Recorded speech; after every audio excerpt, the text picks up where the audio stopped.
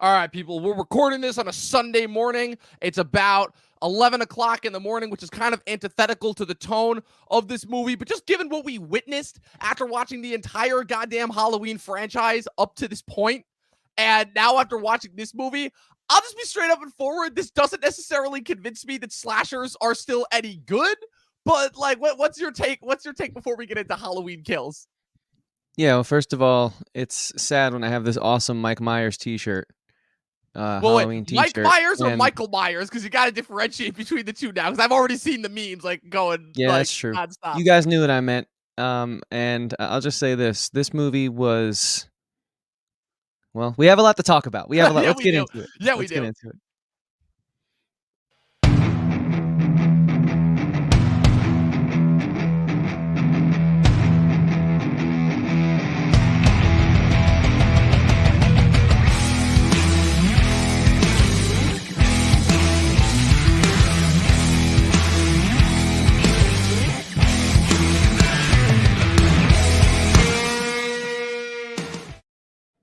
All right, Chris, I'm going to be honest, like, just first and foremost to get this started, as if I'm never not honest. But Right. I don't know. I don't really know where to go with this one, because we watched every single Halloween movie up until that point, including the Rob Zombie ones. I think it's safe to say we were both pretty much looking forward to this movie. The first one, the first David Gordon Green one that came out about 3 years ago, was such a smash hit. That movie made so much more money than they ever had. But again, it goes along with the Blumhouse formula as far as, again, they make these movies so cheap and they're able to make bank off of them. And now this was kind of their like foray into like the nostalgia IP game that all the other studios were doing. And really, if we're being honest, it was kind of their only successful effort. But like, before we get into this movie just in general, right? We talked about the entire history of the Halloween franchise. We've been watching each and every single goddamn movie up until this point. Everyone, for the most part, knows about our thoughts on the franchise. So first and foremost, right, because this is one of the few movies, surprisingly enough, that we did not really converse about in the moment in which it came out. What were your thoughts on the 2018 movie when it came out versus now? Yeah, I didn't like it at the time, but I think it's pretty good looking back on it. It's fun. It was a good revival. I think now that I've seen it all, I have a little more perspective on the franchise and sort of its history. I think it did what H2O failed to do.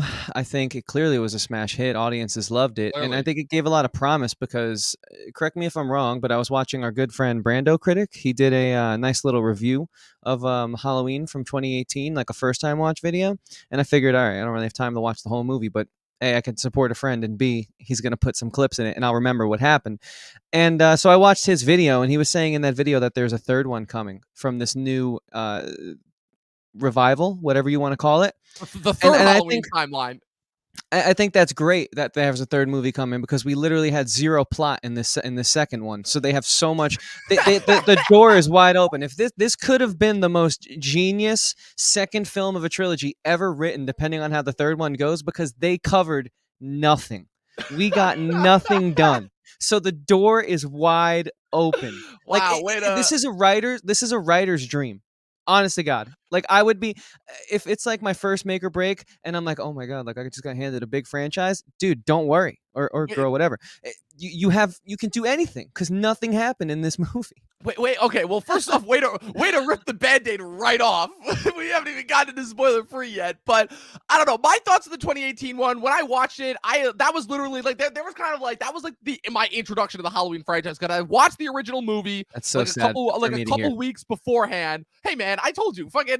No, I know. It's just sad. As your friend, I spent the first 20 years of my life not having watched a single horror movie, and then my first real experience with horror, which couldn't even count, is Scary Movie, which the parody of the parody ruined slasher movies for me forever and made it impossible for me to take them seriously. Funny film, but doesn't count. So then you get I watched the original Halloween. I thought it was good. I believe it was my first John Carpenter movie. I watched The Thing shortly thereafter and was blown away by it. And I saw the original Halloween. I'm like, okay, this is good. I'm sure this was amazing for the time, but this isn't necessarily my cup of tea. And after discovering that kind of the original Halloween was the inception for the whole slasher franchise, that's when I was like, oh, okay. It didn't necessarily ruin the movie for me, but it kind of took it down a few pegs as far as like the pop cultural landscape. So then you have, I know obviously that going in, I hadn't seen any of the other Halloween movies up at that point. So I know that going into the 2018 one, I'm like, okay, this one's wiping the slate clean. None of the other movies are canon now. okay, cool. So I was able to kind of roll right from the original Halloween into the 2018 one. And you can imagine my shock when I would say I probably had a very similar reaction that you had to The Force Awakens, where I'm like, okay, this is literally just trying to do the same thing that the first one did. It's trying to capture the spooky vibe. It's not necessarily doing anything new outside of a few new jokes and a slightly updated cast for later on. I thought it was kind of the first installment in, let's call it the Blumhouse bad teen track, where Blumhouse had a record that really started in 2018 of making these really, really terrible teen movies, like some other installments, Truth or Dare, the Craft remake, Freaky, the Black Christmas remake that we all loved so much. I thought it was amazing. I thought that, side note, I think that movie was great. It was such a good time. It's like one of my best theater memories. And also, you know, hey man, Black Christmas and Halloween are like some of the first slashers post Psycho. So you know, you can make fun of Black Christmas all you want, but we probably wouldn't have Halloween Kills. I will make fun of that movie until the day we die. And if this movie, that's fine. But here's the thing, Dom. We both preach. No. You keep cutting me off. I'm getting this out. God damn it. We both preach knowing your history, right? That's something we do here on the podcast. Yes, you need to know the films that the shoulders of which the Titans this movie stands on. Titans. Well, Black Christmas was a slasher pioneer. Dude, if Black Christmas had to walk so that Halloween Kills could run, fucking cancel my Blumhouse stock right now. I want to pull my money. I'm with you on that. I want to pull out my money right now if that's the case. Fucking, I am still mad at you and Pat for dragging me to that movie when I still remember wanting to see something else that weekend, and you two dragged me to that bullshit, and I'm still mad at you guys for that. But So I came out of that movie thinking, okay, this is fine, but it's not great. And then as I thought more and more on it, I'm like, this doesn't actually add anything, I guess, because remember, too, I'm coming off of a year of Split and Get Out, right? That both came out in 2017. Both Blumhouse installments, both two revolutionary horror installments, both two movies that showed, horror movies can be more than the tropes. Horror movies can actually be like these really interesting, really engaging, genre-bending, thought-provoking, kind of interesting things. And then you get out this new Halloween movie, and I'm like, this is just David Gordon Green and Danny McBride paying lip service to Carpenter, which is cool. Don't get me wrong. I love that Carpenter now is just retired from filmmaking and is just making music, because his music still fucking rules. Like, that's the one thing that, for me at least, has consistently been like the best part about his movies. But yeah, the score was where it should have been, I thought. Yeah, but like I watched the movie and I'm like, okay, this is just, I'm like, wow, so this is now doing what Force Awakens did, but for slashers. So now slashers can't even market themselves off of, the horror aspect, because again, in this age of IP and in this age of Marvel and superheroes, the only other genre that seems to be able to make money at the box office is horror. It's the literal only one. I don't know any other genre outside of the superhero movies that can actually get people to come out in the theater, especially in a post-COVID time. The irony of this being that because of them attempting to release Freaky in the middle of a pandemic last year, which again, I will still never I know the studios were desperate for money last year, but it's like, come on, guys, no one is going out to see this in theater. Take a cue from Christopher Nolan last year, how Blumhouse made the interesting decision, I'll say, to release this movie, Halloween Kills, both simultaneously in theaters and on the Peacock. But let me tell you something, Chris. This pulled an HBO Max in the sense that this was the first movie that I've seen where the streaming did not hurt it. It only helped it, because I went to my local theater opening night to start to watch this movie, and the shit was sold out. Yeah, same with ours down here. Out. It was crazy. And then so I ended up going home and watching it on the Peacock. And I think it's safe to say, I'm not going to speak for you, but I know I definitely made the right decision. As far as watching on the Peacock. I felt so bad because I got a bunch of my friends together. We were all ready to go. It was going to be the same theater that I watched the 2018 Halloween in. And then I went home and we went back to our house. We watched it on the big TV, on the Peacock. And I'm like, at about 20 minutes in, I realized, oh no, this is gonna be, you know what?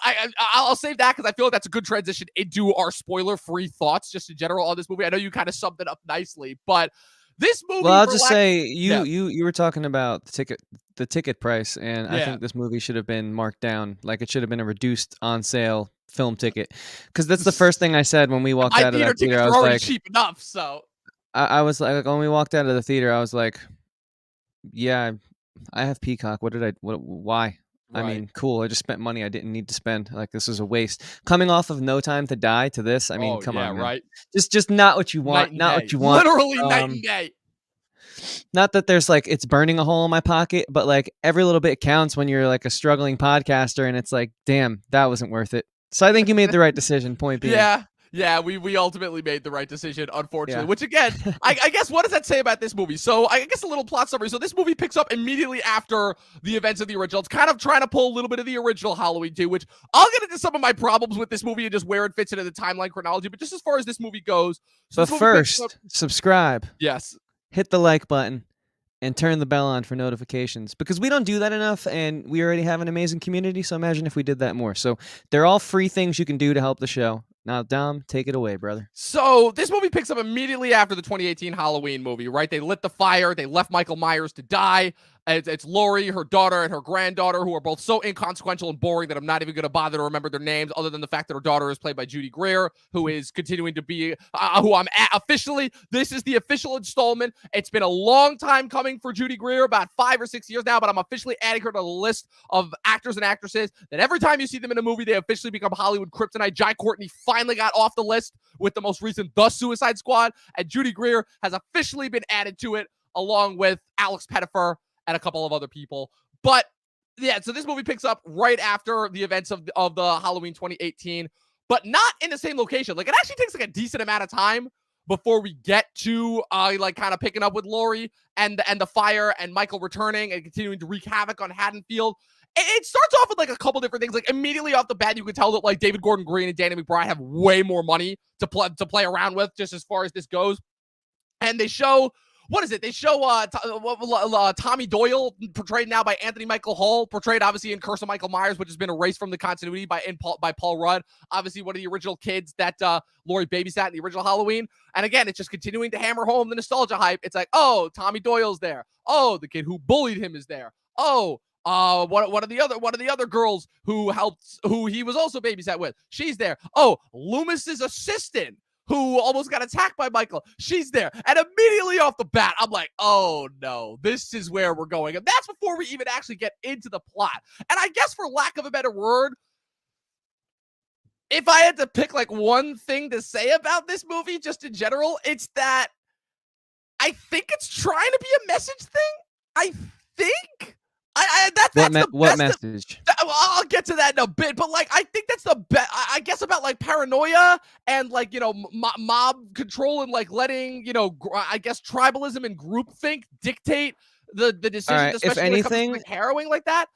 If anything, that's an anti-Hollywood message, which is something I highly doubt Blumhouse would do. Right, exactly. Which is why again, I feel like I'm grasping at straws with that. But again, I'm trying to do my best job as a critic here and try to apply like as much possible, like I feel like proper criticism, because like the problem is that this is made by two people who you can clearly tell love the originals like so much, like literally to the point, like again, like I even said it, like a big problem that I had with the 2018 was it felt like it was so trying to emulate the stylisms of the original, straight down to the fact that they literally had their own version of a Dr. Loomis character in that 2018 movie, you know, and unfortunately that kind of went nowhere, literally. But I think I figured out what the problem with these movies are just as a whole, which is that David Gordon Green and Danny McBride are trying so hard to pay lip service to Carpenter without actually conceptualizing a story of their own, which is really kind of depressing, because everything that they've done, that those two have done between, you know, their contribution to the comedy genre in the late 2000s with Pineapple Express, right down to all of their different stuff that they've done for TV on HBO, between Eastbound and Down, Vice Principals, The Righteous Gemstones, all that stuff has been great. And I'm not going to lie, when I heard that they were doing the Halloween reboot last year, I was like, oh shit, okay, I have like, this is a total 180 and I didn't see this coming from anywhere, but okay, I'd be interested to see Danny McBride's take on a Halloween movie. And I watched it and I'm like, this, I don't even know what this is. Like, and I think that's ultimately the biggest problem with these movies, is these movies have no identity other than being Member Berries movies. And I know that we talked a lot, that we debated a lot about that with Force Awakens, but I still stand by that Force Awakens at the time was trying to say something other than just being a blatant remake of Force Awakens. For the life of me, I have no idea what these movies are trying to say or accomplish. Like I said, I know I had the mob statement mentality as far as what this movie presented with how Tommy Doyle organizes the mob, but they seem to be like consumed by their own paranoia and rather than like their actual pursuit of Michael, because once again, Michael proves to just be able to avoid everyone and is literally proven invulnerable in this one. Like, don't get me wrong. Like, oh, we know we've seen some stupidity with Michael's invulnerability before, but I think this one takes the cake as far as jumping the shark with it. But I've rambled enough. Like, what's kind of your take on that? Well, I certainly think that Hollywood doesn't have the guts to put out something that's anti their messaging, especially at this point in time when you have people like Chappelle and Joe Rogan really doing their best to say, hey, we're done being censored by you, and we're going to say what we want to say because we should have our opinion too. So I don't think Hollywood has the guts to do something like this. So I would not attribute this film to that at all because it had no plot. It had zero threads to the first film. I mean, so many things weren't picked up, so many balls weren't pushed forward, and so it's just no. I disagree with that. You can make the case for it. I just don't think that it exists in my universe. If it does exist, then awesome, but it doesn't make it a better movie either. Oh, if they're going against the narrative, it was still sloppy and frustrating, especially because I thought 2018 was actually, in my rewatch, a nice homage to what made the slasher genre, the film titled Halloween, obviously. It was a really cool callback to Carpenter. It felt like a love letter. And I thought, wow, we have something to build off of here. Not a perfect movie, sloppy at very many points, but fun. And it was a great watch in theaters for Halloween. Like, I remember the night, the experience, and it was just a fun time. Whereas this was just miserable. I was sitting there thinking about the money I spent on the movie. And I thought about the money I spent on the movie when I watched No Time to Die as well. But let me tell you, I was way more happier with my investment in No Time to Die than I was. I was like, I would have bought 90 tickets to this film with the way I'm feeling right now. This movie, I was like, hey, maybe we don't go to like the diner afterwards. Like, I'm trying to save some money here. Like, we still did. We did the whole nine. You know that, but it's just Chris is saying that we shouldn't go to the diner. You know that's a problem because Chris's tradition is going to the diner after every movie.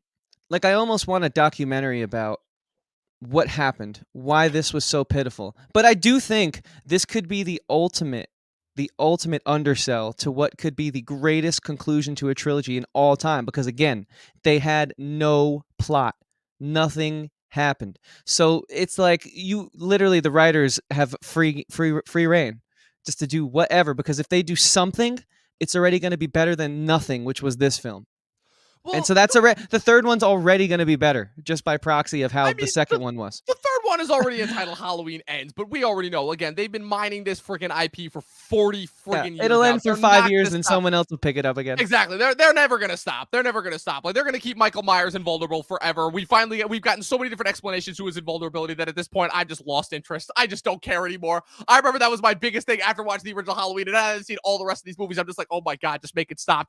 But again, they literally can't kill it because this motherfucker has been blown up, stabbed, had his head chopped off, fucking like been trapped in a burning house, literally beaten down by an angry mob. Nothing can freaking stop this guy. Nothing. Literally, he has the power of God on his side. And I know they did the whole, they're trying to bring back the whole thing from the original of, oh, evil dies tonight. Evil dies tonight. It's like, guys, that doesn't make any fucking sense. That's like, you can't just say, oh, something is a force for evil. Like, it doesn't work for me. It doesn't compute. He has to have some sort of motivation. And like, some reasoning for it. There was no connection there. And so I think we got to get into the next segment because I got to talk spoilers. I can't. Let's do it. Let's talk spoilers. That's actually where I was going to go with this. So our next segment for you guys today is, or tonight, or whatever you're watching this, is how this the continuation from the first, how this continues on from the first. And I'll just say, it doesn't. Where is the plot point where the boyfriend and the girlfriend, he kisses her, he kisses another girl in the middle of their dance, and she just lets that go? It's like, I get it. Your dad just died. Your grandma almost just died. But also, like, you rush right into his arms. Like, you're trusting him. All this stuff just happened to you, and you're trusting him, and you don't even bring it up once? Okay, really random. Tommy Doyle comes out of nowhere and just becomes like the hero, like the match to Michael Myers wanted to square up against him. Whatever. Like, this dude has a whole new confidence out of nowhere. All right, dude. Whatever. I didn't believe it. And then really, like, why'd you have to do all those firefighters like that? Like, arguably in our society, firefighters are the real heroes, man. Yeah. They're rushing into burning buildings and Michael Myers had to kill them all. But also, how unbelievable is it that firefighters would be like, oh, we're squaring up right now. No, right? That scene happened. That scene happened. I'm like, oh, let's go. We're about to get some fucking Dominic Toretto, Deckard Shaw, like Fast and Furious antics, like sword fights or axe fights with It was so dumb. Oh, man. I didn't enjoy it. I thought it was dumb. I'm glad you enjoyed it. I thought we were in for a totally different movie at that point. Then he just murders them all. I'm like, nope, okay, that wasn't happening. Way to blue balls me there. And I see people tweeting about this film in a positive way, and I understand that I am just not of the hive mind. I don't know. Take it away, Dom. Yeah, because there's just so many ridiculous things in this movie. I'll tell you the first minute that I knew that we were in trouble with this movie. I'll tell you the exact scene. Besides the fact of so Chris, tell me what was the number one thing that you remember from the marketing from the 2018 movie? What was the number one thing you remember? I don't remember anything. They said they were I don't watch trailers or stuff like that. Every movie in the franchise other than the original out of context, right? Out of continuity. That includes the original 1981 sequel, the first Halloween 2. They said even that one was wiped out of continuity. Again, it's only the first Halloween movie that we have to play with. And then we have that elongated flashback sequence with the Thomas Mann as the younger version of the Will Patton character, again, who is a completely made-up character, I'm pretty sure, obviously, because I don't think that character was in the original. I believe he was a retcon. Having him chase down Michael Myers and accidentally kill his superior, which again was so dumb. I'm like, is this trying to be a parody of a horror scene where they're hunting around the house for Michael and then he just stands in front of the window for like 3 minutes before Michael comes in and starts strangling him? I'm like, okay, there's that. And then you have the bonus footage, again, I'm guessing unused footage from the original of Dr. Loomis and them of, arresting Michael. I like that. I thought it was a nice touch. I thought they integrated it well. Exactly how that got undercut was in the next fucking scene when you had a flashback where they used footage from Halloween 2 after they expressly said that was no longer in canon. So already off the top of my head, I'm like, okay, make up your goddamn minds. You can't just pick and choose from other movies just because you feel like it. It's either you stick with one thing or you stick with another thing, right? That's how I already knew that we were in trouble. That's before we even got into anything else. The second sign that I knew that we were... what's sad, before we get too far away from some of the points you raised, I thought when we were living in 1978, the performances were 10 times stronger, and there was none of our leads. I mean, Jim Cummings was a phenomenal little part in this movie, and just to only have him in the first act, because I had hope in the first act. I thought we were off to a good start. We were paying homage again. I said, okay, we kind of did that in 2018, but it could go somewhere still. The first act, there's always a chance to go somewhere. And once I quickly realized this is probably the movie that makes this statistic more than likely true, that, hey, this is now you can officially say Jamie Lee Curtis has acted in a hospital bed in 1/3 of these entire movies. I realized we were going nowhere. But at least in the first act, we had hope, right? I mean, I don't know.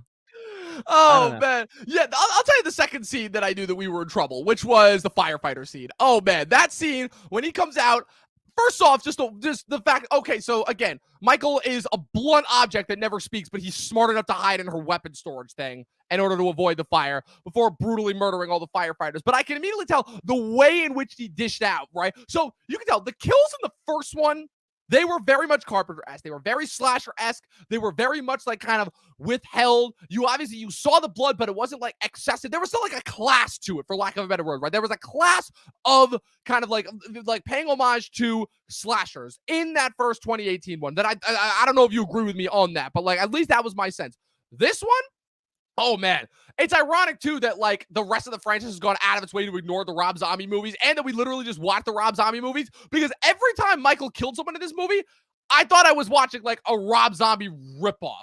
Like this movie went full on exploitation at points, and I'm like, okay, what are they trying to do here? Are they trying to make this like horror? Are they trying to make this exploitation? Like, here's what, like I said, I give them credit. I give them credit for wanting to experiment around and wanting to try something new and wanted to go out of their way and like wanted to say, okay, we're not just paying lip service. But at the expense of everything else that happens in this movie, like I for the life of me, like there's so many more characters in this movie, and half of them were expected to remember from the original that like were like bit parts that were only there for like one scene, and now we're supposed to have this tremendous like connection to these people. I'm like, first off, that's not how member berries works, just in general. I'm sorry. Yeah, it Second felt off, so forced in that Second regard. off, the fact that they're still expecting us to care about characters that we can't even remember from the first one, because again, this movie picks up right after the original, but it's been 3 years since the original, not to mention the fact that we've lasted through a COVID year. So it feels like it's been 5 years since the original, because let's face it, COVID feels like an extra 3 years tapped on top of that. So we've got that on top. So we've got that to add on top of it. On top of the fact that, again, this movie is it's plotless. It's like you said, it's completely plotless. For the life of me, I have no idea what the story is. Like, Okay, so you agree with that? Because I know I've been saying that ad nauseum. No, absolutely, 100%. Like, I literally, no joke. I remember after we watched the movie, one of my friends, we went out to a bar afterwards, and my friend even came up to me and said, "Hey Dom, could you actually like be able to tell me the plot of that movie?" And I'm like, "What? Dude, we just watched it." He's like, "Yeah, but I don't really know what actually happened in it." I'm like, "Wow, okay, and this guy's not a movie guy for starters, and that should tell you something as far as that goes." So I also didn't go with the normal film school crew, and they were all just like, I don't know, like how can we talk about this movie? Nothing happened. And I was like, okay, good. It's not just me being like maybe snobby or elitist in my studies. I consider doing this podcast, being a student of film over the past few years. I'm glad that I'm glad that it's not just me. People were like, it was still fun at times, but see, for me as someone who, and I'm sure it's frustrating when all you can say is it was still fun at times, because it's supposed to be fun at times. We're in Halloween season, the leaves are changing color, and it's a horror movie. Like, it's gonna be fun, but you want substance. Because I think the great horror films that we've watched and seen, and we've covered a few on this podcast, like the first Halloween, there's substance there. And it's like there was nothing here. Nothing.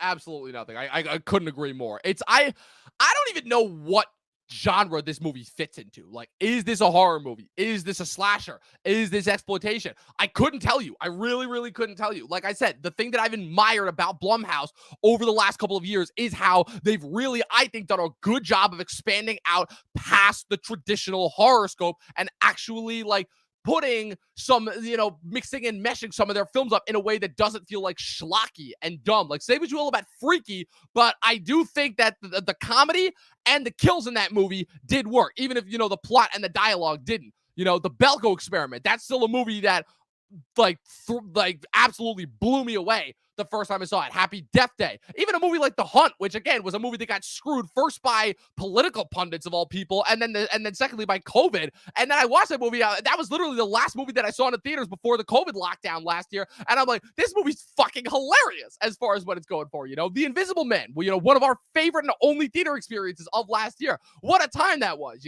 Upgrade. Blumhouse, I think, has really, really been doing such a fantastic job with doing these little twists on the traditional horror movies and like kind of upping them to the next level. And so when you get something like this that fails so hard, but you can tell that like some of the experimentation is still there, because you can tell that like any other studio would never have let this movie be greenlit. Never, like obviously again, it helps that this is protected by the Halloween IP, but still it's I think that's probably what's the most depressing thing to me, is the fact that this isn't, for once, this is the first, I feel like, big failure of a movie that's not just a studio mandated thing. It is a failure on the part of the creators, which is so depressing, because again, McBride and David Gordon Green are typically people who know what they're doing. Yeah, I wonder what happened there. And it's like, this movie, you're right, it was such a failure to execute.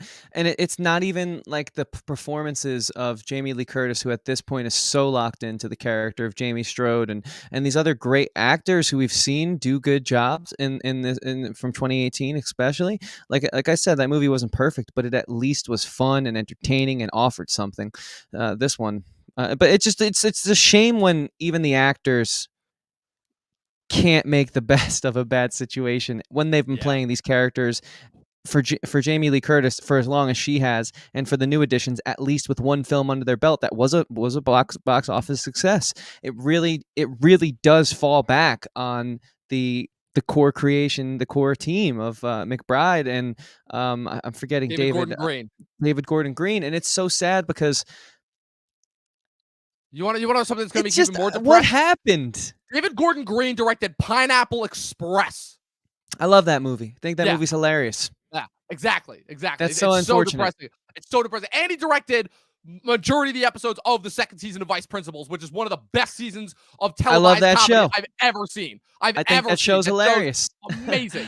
Amazing. Like, I still got to see what McBride does with the second season of Righteous Gemstones. But, like, again, these guys are so talented and they know what they're doing and they're so funny. And, like, I will say that, like, surprisingly enough, probably my favorite parts of the first 2018 one were the comedy bits, because that kid who is only there to, like, comment on the horror tropes when Jamie Lee Curtis's granddaughter's friend gets killed by Michael Myers was fucking hilarious. And the scene with the kid. We cut out everything. I mean, I get it. It's the same night and he grew up, so he kind of had to go. But it's just unfortunate that we had nothing that could have replaced it. Because here's the thing I think really about this at the end of the day. It's like, I don't just want to be that negative Nancy who keeps going on and on and on about how bad this movie was, but I genuinely can't find anything good to say about it.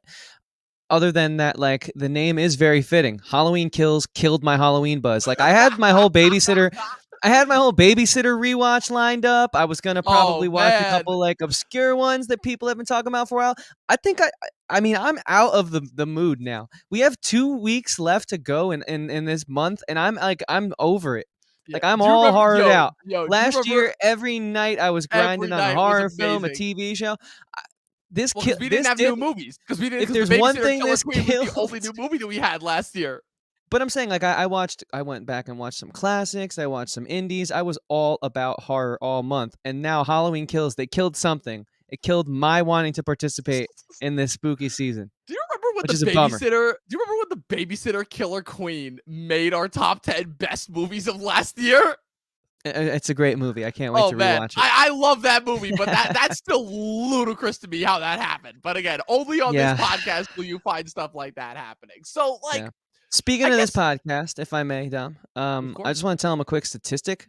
While there is a statistic floating out there that Jamie Lee Curtis has apparently been in a hospital bed for 33% of the Halloween franchise, did you know that also 33% of all people who view our content aren't subscribed? And that's insane, dude. Because if we get that number up, the growth is going to be astronomical. So all we're asking as two humble podcasters, living day to day, just please hit the subscribe button. Hit the like, turn on the bell so you never miss when we post content. Like our Halloween top ranking of all films next week. It's free. All you got to do is... It's coming. It's coming this week. It's coming this week. It's free. Just hit the bell, subscribe, hit the like button. And we hope to keep seeing you as we will be indefinitely putting out future episodes.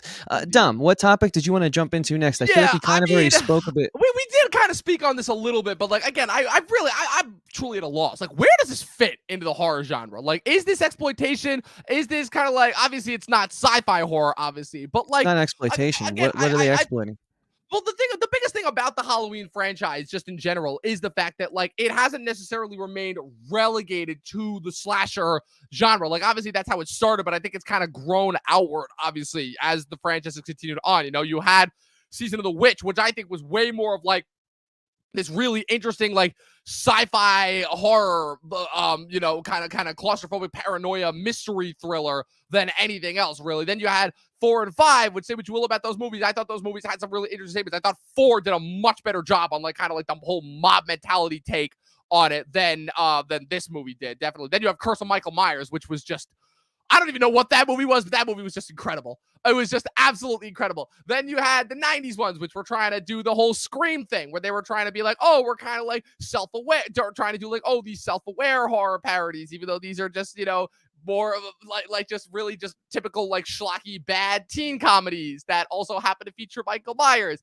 And then you had the Rob Zombie ones, which just went full on exploitation, but because Rob Zombie, I like to think after those 2 movies, is a master of exploitation and really knows what he's doing. I think was actually able to add something really new and really interesting to the Halloween franchise and to the character of Michael Myers in a way that these 2 movies have just not, for me, just in general. So I guess what I'm trying to ask is, I guess, where does this movie stand within the horror franchise, within like kind of the greater overall window of horror? Because like we talk about horror a lot and kind of how it's evolved, how it's shifted, how it comes down a lot to people's perception, how for the longest time people only ever regarded horror as like B-level tier entertainment. They never regarded it as like truly like well-worthy entertainment, like I guess worthy of awards, for lack of a better word.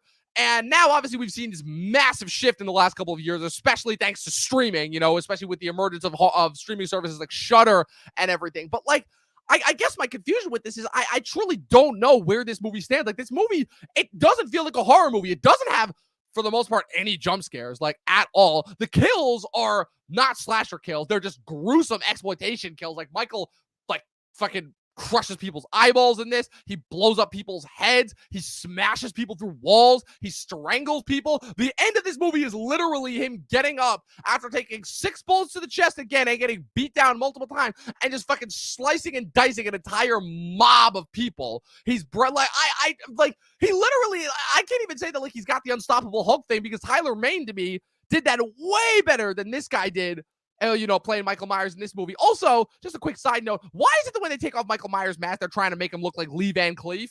Like, was that also supposed to be an homage? Because if they're trying to still homage Carpenter there, it's like wrong Carpenter franchise, because that's Escape from New York, not Halloween.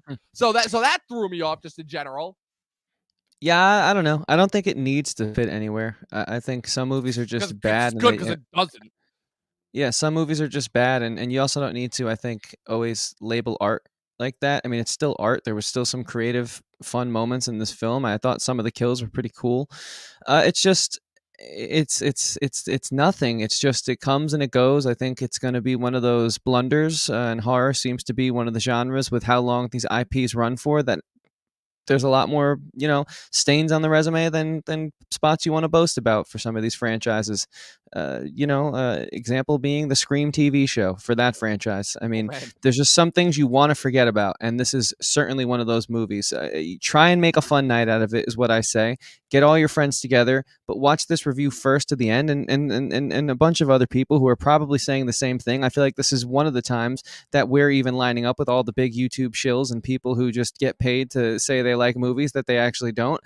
Because I feel like if you have any sense of integrity as a critic, you can't say you like this. So there's no reason in trying to give it a label that offers it any sort of respect or redemption. It doesn't deserve that. It just simply came and went for me. And it's another one of the bad movies that I'm struggling more to figure out my worst list of the year than I am my best list of 2021. Let's put it that way. I will say, so this movie doesn't quite make my worst, only because, again, this is kind of fits into the period. I mean, I don't know, because there's always that one movie per year that's so bad that it's good, that it kind of fits into my list. Because I will say, if I can add any bit of positivity to this list, right? It's the same thing that I gave Freaky last year when that came out, which is I hated Freaky for the most part, but Vince Vaughn and the kills in that movie saved it for me. And I will say that while definitely doesn't do that for this movie, because, again, the dialogue and the script just given to the characters is fucking atrocious. Like, I heard the lines coming out of their mouths, and I'm like, this feels like a 6-year-old doing a parody of Halloween. That's how bad this dialogue is. And, like, it had all the same repetitive, terrible dialogue that I've heard in so many other bad horror, bad just installments and franchises in general.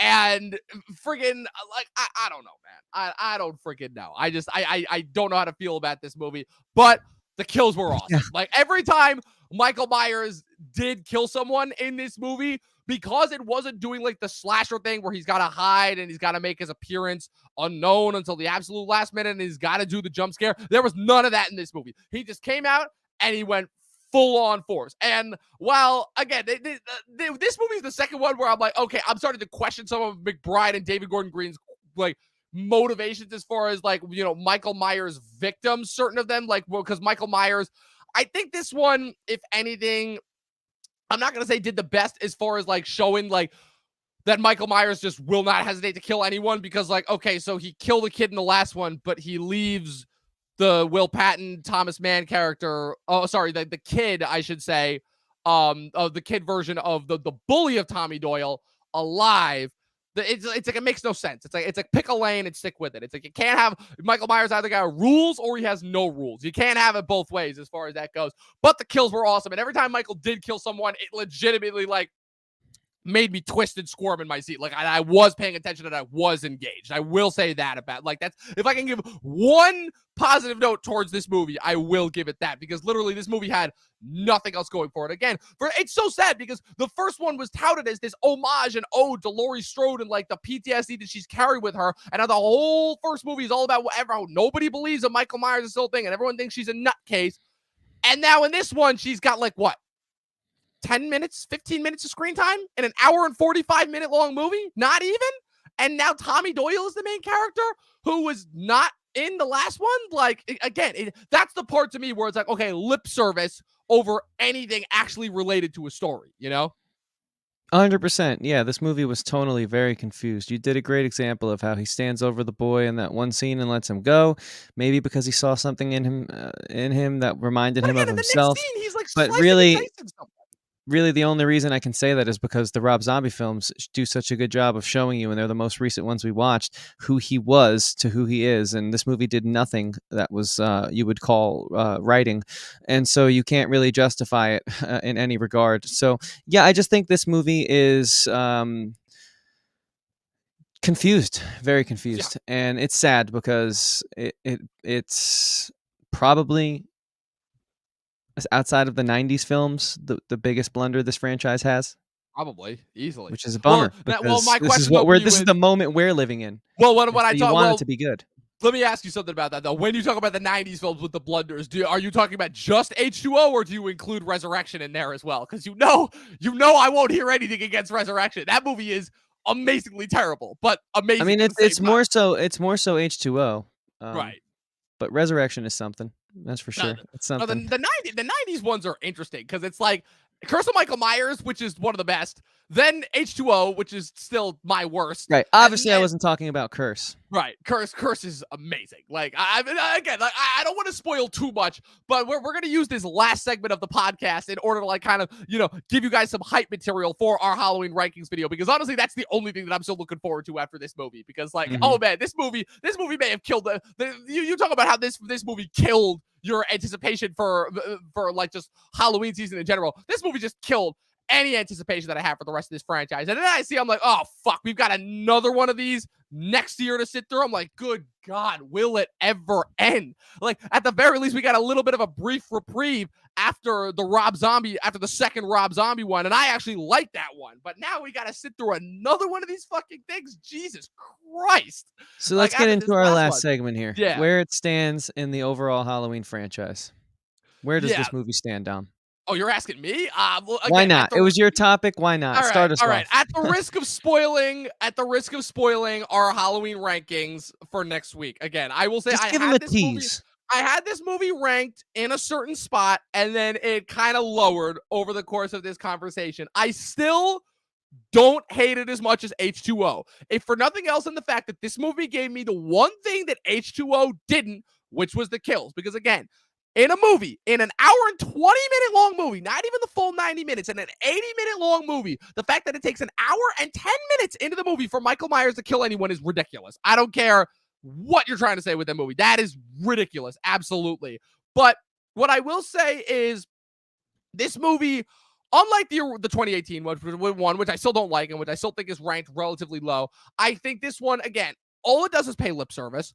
It kind of adds nothing to the franchise really in a meaningful, substantial way that I think a majority of this franchise actually has. Like, say what you will about the sloppiness and inconsistency of the franchise and how it has very much been propelled by these producers that want to keep making these movies ultimately, even though Carpenter very, very much intended for the first Halloween movie to be a one-off standalone, which again, if you ask me, I think is probably still the best way to watch that first one. I know your thoughts on the original Halloween 2, and that movie is fun.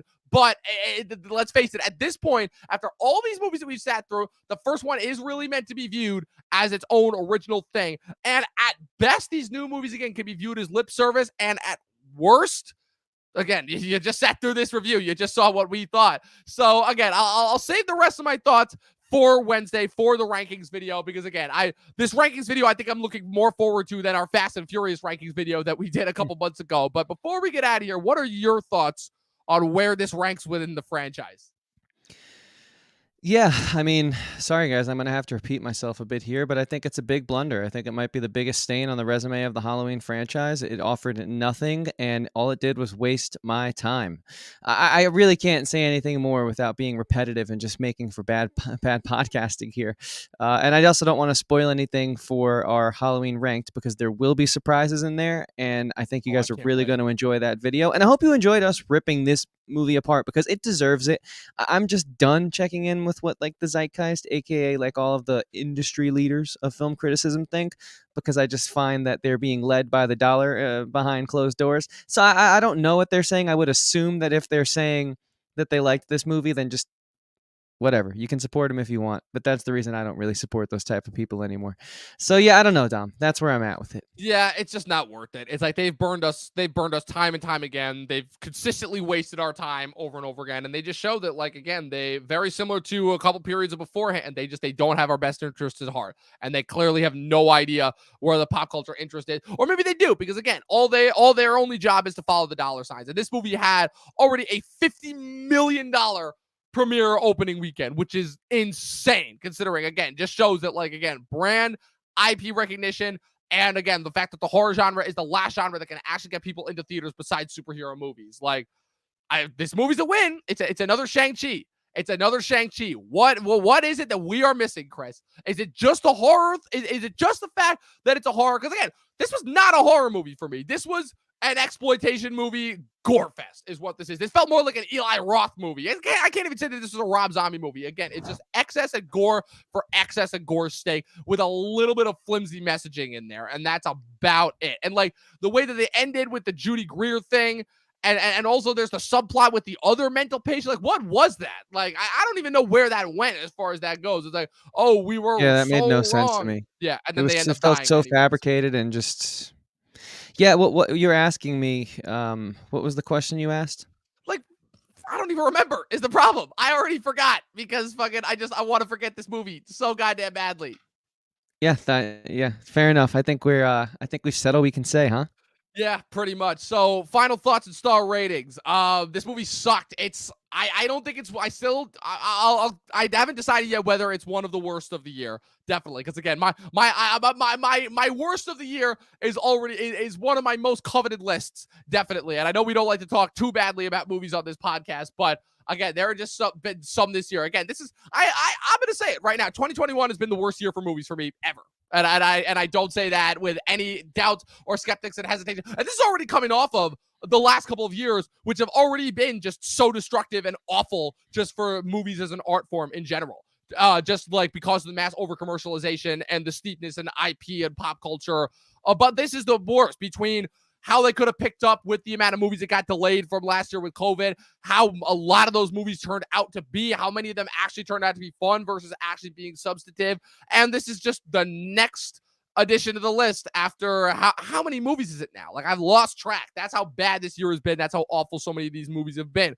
I originally gave this movie a 3.5, and I think that I think that I was just, on another lucid level when I did that, because this is not a good movie. This is not a good movie at all. Again, there's no cohesiveness here. I have no idea what it's trying to say. I can't even give McBride and David Gordon Green credit because, again, the lip service thing just completely fell through rather over their attempt to like just continue to make Michael as gory as humanly possible and like have flimsy messaging in their movies ultimately. So I can't even give this movie anything really higher than 2 stars, and that's being nice. 2 out of 5 because I like the kills. The kills were awesome. That's about it.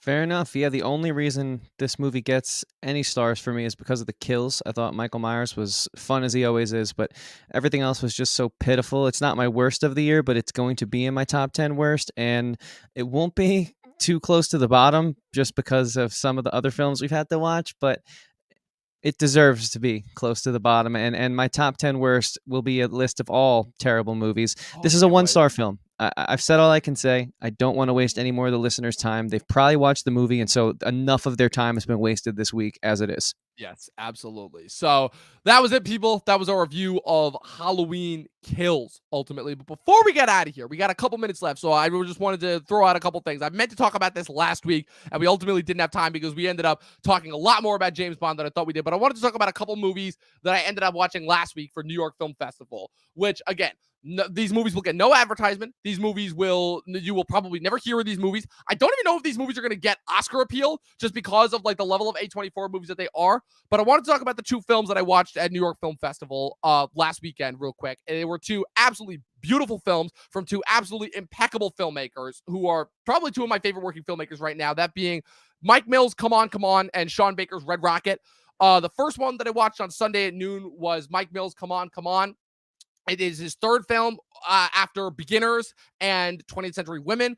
It is a film that stars Joaquin Phoenix as an audio recorder for a radio station who goes around interviewing kids about kind of what their thoughts are on maturity and like kind of real world issues and like their thoughts just in general about the status of the world. But he doesn't do it in like an in-your-face, like kind of overly political way. He just does it in the sense of like, okay, you guys are eventually going to grow up and have a part in this world ultimately, and this constantly changing, crazy world. What do you think is going to happen?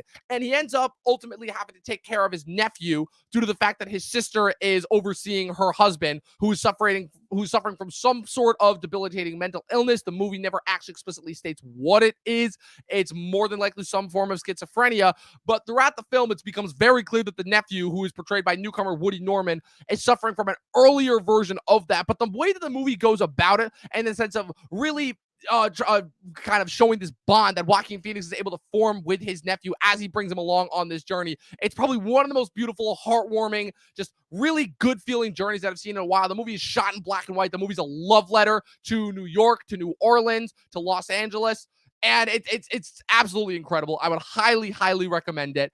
And then the other film that I watched is the fourth film from Sean Baker, whose recent installments include Tangerine and The Florida Project. The movie is a little bit of a comeback material for MTV and Scary Movie 2 star Simon Rex, who, again, it was a guy who I had not even heard of before this movie.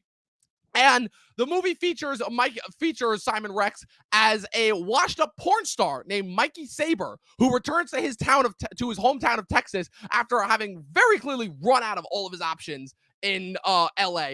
And he returns to his hometown and kind of reunites with everyone there that knew him from back in the day. And it's kind of one of those, like, it's really interesting because the movie is a comedy, but it's also like really, really dark and really, really messed up and has some like really intense, like kind of fucked up subject matter. And the way that Sean Baker, it's really interesting how Sean Baker is able to beg the question, like, how far are we willing to go to empathize with these terrible, terrible people that these anti-heroes kind of that we've grown to admire and want to watch so much because of how entertaining they could be. Because this character throughout the course of the film continues to show that he is just, what's the word?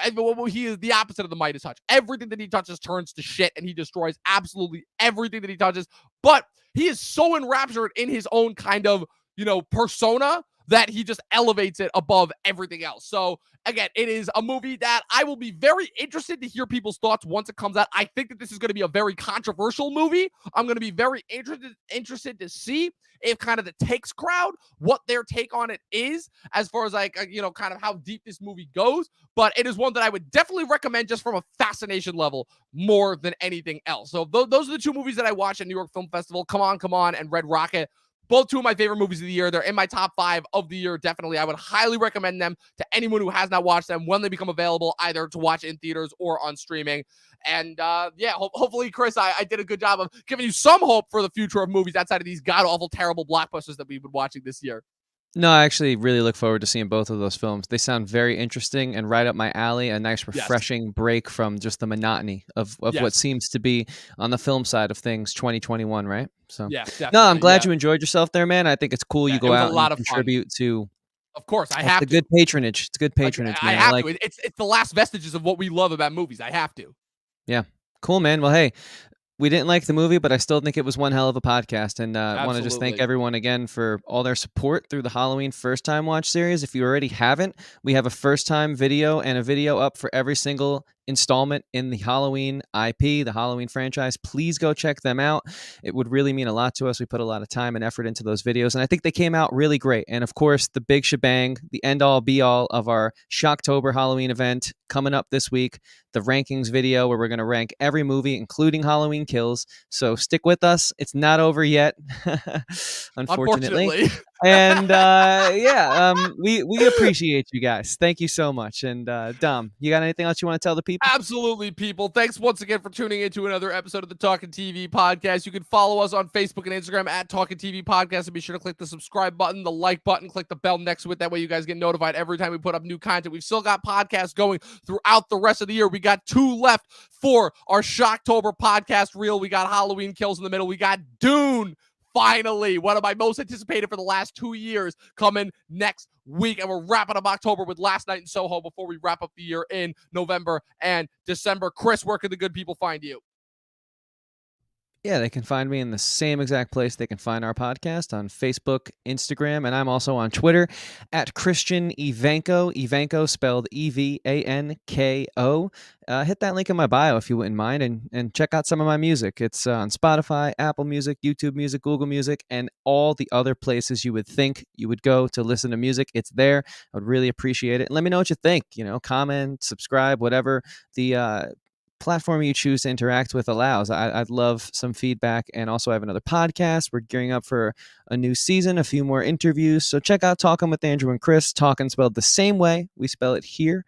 And it's also through the link in my bio, and also available on all the same platforms that the Talking TV podcast is, that being Instagram, Facebook, Twitter, the whole 9. So I hope to see you guys there.